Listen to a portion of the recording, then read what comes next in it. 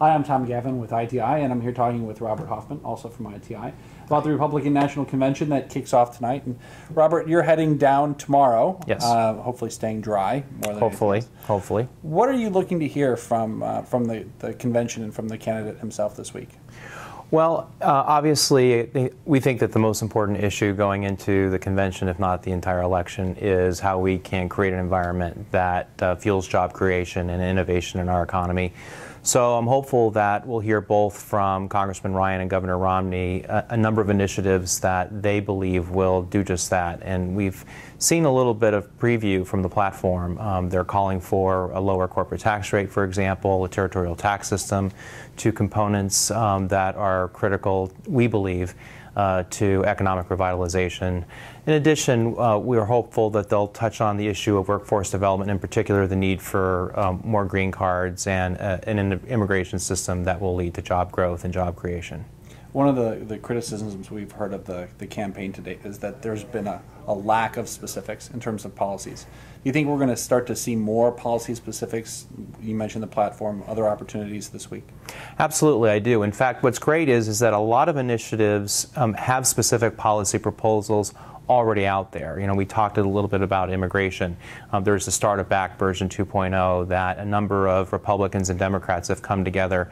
That is, I think, an example of something specific that we can put forward. Congressman Camp, as you know, has put forward a blueprint for tax reform. And the platform, as we understand it, endorses a number of the principles that are embodied in that Camp blueprint. So yes, we're hopeful that these concepts that we'll hear this week can be tied to specific legislation, if not specific policy proposals that can be turned into legislation in 2013. A couple of weeks ago, when Mr. Ryan was announced as the vice presidential candidate, you blogged about a campaign conversation on ideas. In reality, this is the first step in that conversation in many ways. Absolutely. I think this is a chance for both Governor Romney and Congressman Ryan not only to introduce themselves to the American people, particularly those who haven't really been focusing on the election, but also what they stand for and the ideas that they stand for, and to really get past the rhetoric and get into the specifics of what it will take to get this economy moving forward. We're hopeful that not just the conversation that will start from the Republicans today, but also leading next week into Charlotte will continue that more idea-oriented kind of conversation. What kind of things does the tech sector want to hear about economic growth and getting the country moving again? Well, we ticked off a few examples. In fact, they are very consistent with the Tech Elect principles that folks can find on the Tech Elect website and on the Tech Elect blog. You know, things like corporate tax reform, things like workforce development that not only emphasizes immigration reform, but also investments in education, particularly math and science education. Ways that we can open up new markets, like passing permanent normal trade relations with Russia as one example, and getting Russia to sign on to the information technology agreement.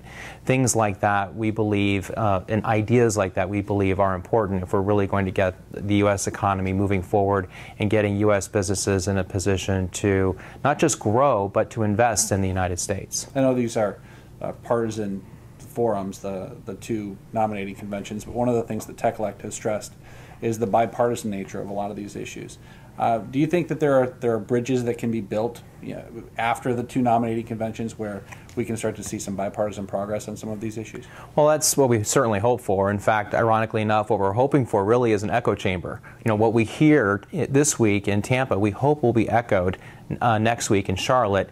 And so what we have is a rhetorical bridge that we hope, by working with the candidates, not just for president, but also the candidates who are running for Congress and the Senate, to try to, you know, bridge that rhetoric and take it a step further into actual concrete legislation.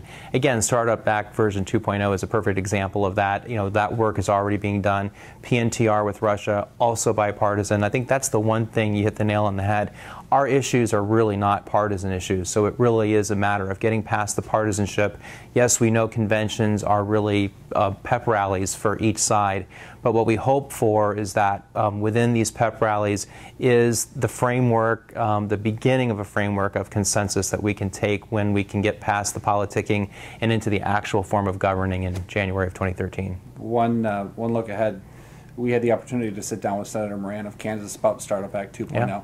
and we're going to have that later this week at itic.org. So, Robert, have a safe trip, and we'll talk to you from down in Tampa. Thank you. I'm hoping that one of the swag items is a big umbrella. For ITI, I'm Tom Gavin. And I'm Robert Hoffman.